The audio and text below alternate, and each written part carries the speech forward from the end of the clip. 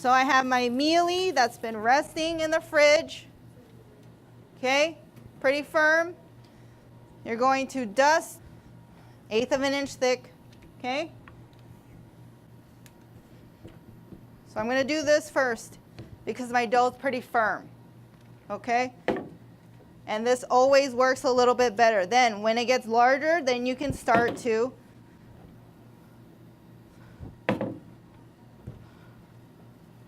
roll it.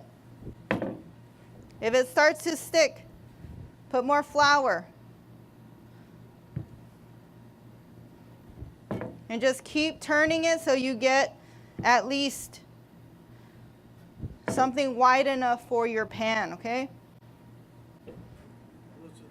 Okay, then if you have any dough stuck on your rolling pin, you got to take it off, and then let's put some more. As it gets bigger, you can use your bench scraper to help you move it around and feel where the thicker spots are, okay? If it's thinner, stop rolling in that area. Going 1/8 of an inch. Here's my pan, remember? Again, pie crust is a little bit forgiving, right? So if something happens, we can kind of think about it. So technically need a little bit over here, so I'm going to, I should have showed you this last week, okay? With your pizza cutter, this is probably better. Don't throw away your scraps just yet, just in case you need it to do some patchwork. Okay, again, you could use this method, right? Do it on your rolling pin, roll it, and then roll it here. Or you can do a quarter fold like this and do that. All right, lay it in. You can use your knuckle again, lift up the dough, go all the way around. Don't push too hard. And again, even at this stage, if it starts to get too soft, don't just keep going. Stop rolling and put it back on the sheet pan, put it in the freezer for a little bit, okay? If it comes out and it's too firm, leave it alone. Don't try to force it because it will start to crack. If it starts to crack, it's too cold, so leave it alone for a little bit, okay? So I've laid it in here. Next, what you're going to do is you're going to put this, just like this, back into the freezer, okay? You put this back into the freezer and then take out your flaky dough, right? When you alternate, you're always what? You're utilizing your time effectively. You're not just standing around doing nothing, right? So if both of these are resting, what are you going to do? Apple filling. Apple filling, right? Utilize your time, get an ice bath, cool your filling. You cannot put your hot filling in here, okay? All right. I put that back in the freezer, yeah? My mealy pie dough is back in the freezer. Imagine I put it in the freezer. Yeah? Yeah, sure. Don't do what I'm doing. I know, because I can't just keep going back to the freezer. I'm doing a demo. So that's why it's in your MOPs, okay? So here's my flaky. Okay, it's starting to stick. I notice it. Right away, I'm going to try to put more flour so it doesn't stick. Every once in a while, turn it, right, so it does not stick. The moment it sticks, the moment it will rip. And remember, this one doesn't have to be as big. You do not have to account for what? The edge of the pie tin. It's just going to go on top. That's why you need less dough, okay? Yeah, as it covers just a little bit. Yeah? I don't need such a big gap because I don't need to account for this anymore. It's just going to go over the top, okay? So I'm pretty much there, okay? I'm going to roll a little bit over here. It's thicker here. So you can choose today what you want to do. If you want to do a lattice, you can. If you want to do the old-fashioned where you literally lift it up,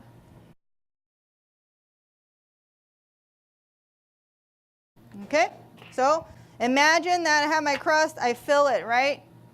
What you can do is you can lay it on top, or you cut and then cut some vent holes just like how Marie Callender's has it. Okay? Or you can cut out a decoration on top and then lay it on top. Totally up to you. So after I have this though, right, I'm going to put this on a half sheet pan. You're going to put this on a half sheet pan. You need to let the top rest too. Okay? You're going to put it on top. Which one is it? Flaky, mealy, your name, time, all that stuff. Put it in the freezer next to your other counterpart. Okay? Then, when both of these have rested, they are ready to be filled and baked. You take it out, right? While they're resting, you're like, oh, my apple, I'm doing my apple filling. When that is done and cooled, then you take both of these out. And then you start to fill it, okay? Okay? So, again, you have to fill it with cold. Yes? A cold filling today. There is a page in your MOPs that tells you a variation of how much filling to put based off of the size of the tin you have. How much filling to put in weight, okay? Again, that is up to you because it's a variation already in your MOPs. It's already in your MOPs, okay?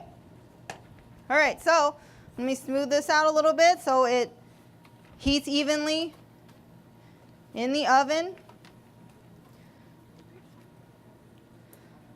Okay, so what we're doing today is we're not doing old-fashioned, right?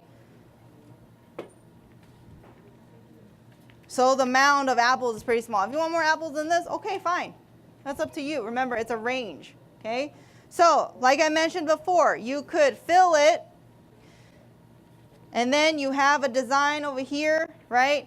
And then you, what? You just lay it on top, like this. Yeah? Then you can also do a lattice. Okay, the larger the lattice, the faster your lattice is going to go.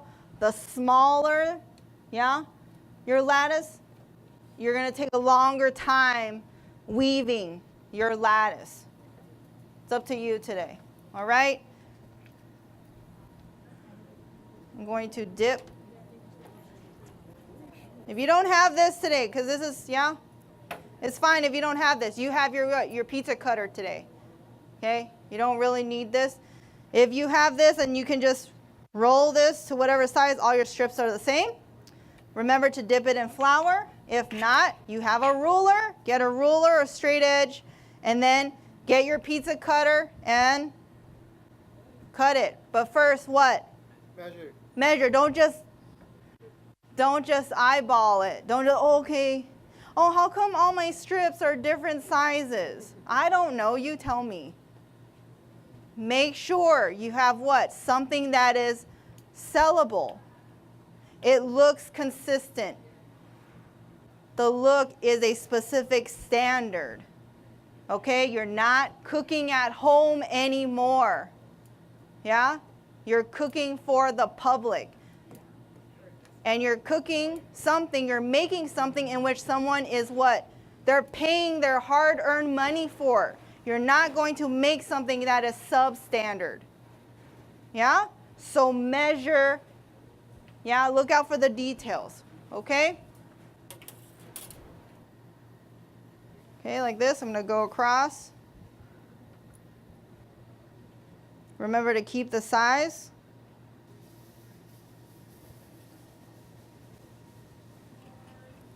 Okay? So you have your lattice. Don't throw these away just yet. Okay?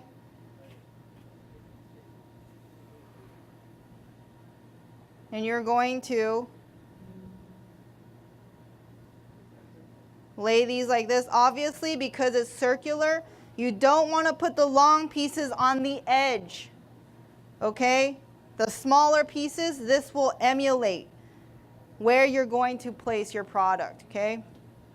So you're gonna go every other one. You can do it like this, you can do it really small, you can do it very large. That's totally up to you.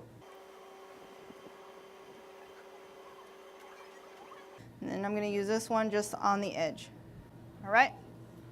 Okay, so I have a little bit of egg wash here. Scoot this over. I'm going to put these on the side a little bit. Actually, just brush it before you lay these on. Okay, so that they will stick. Now you're going to start weaving. Okay? So I'm going to start from the bottom, or you can turn your pie crust like this.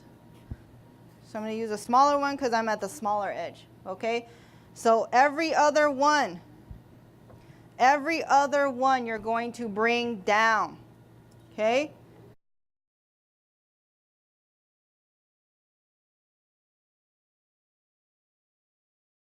So I did 2 and 4 first, right? So I'm gonna go to the ones that I didn't touch earlier. Yeah? And then I'm gonna put my next piece of dough like that and bring it up. Then I'm going to bring the other 2. Uh-oh. Bring these 2 down. Okay?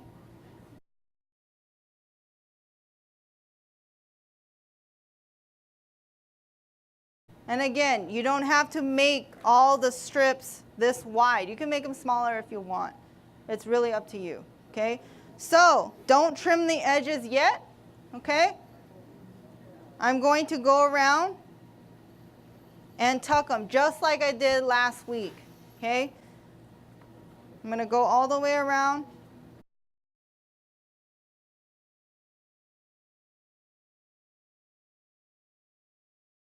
Once I went all the way around, I have a nice little bit of dough on the edge. You can go back. My hands are a little sticky. You can go back and start to crimp, okay? Or flute. Crimp or flute. It's another word for it, okay?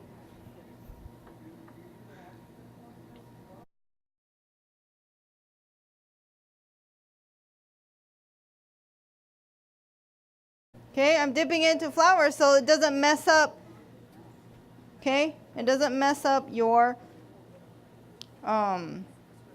lattice.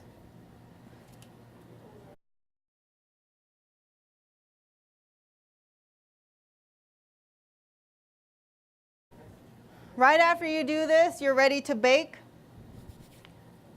Before you bake, egg wash.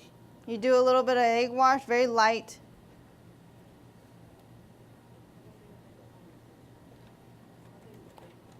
On top. Don't go crazy because you don't want to see scrambled egg on top of your pie. You want to have a good color, but you don't want to have streaks of yellow or curdled egg.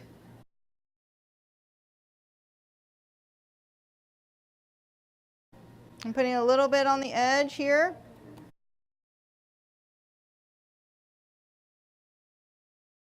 And then what you can also do is, I have a little bit of sugar over here. Okay, totally up to you.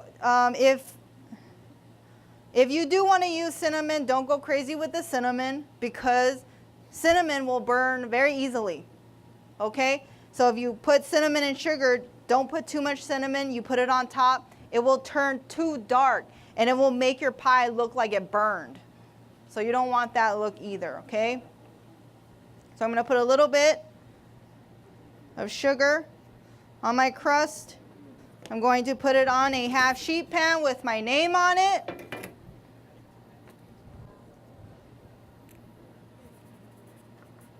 Yep, and then bake it.